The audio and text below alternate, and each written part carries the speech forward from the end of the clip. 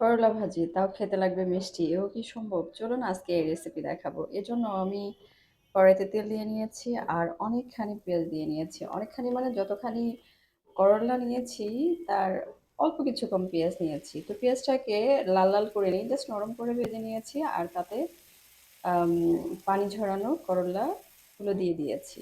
আর এতে অবশ্যই লবণ দিতে হবে। আর শেষে দিব কাঁচামরিচ।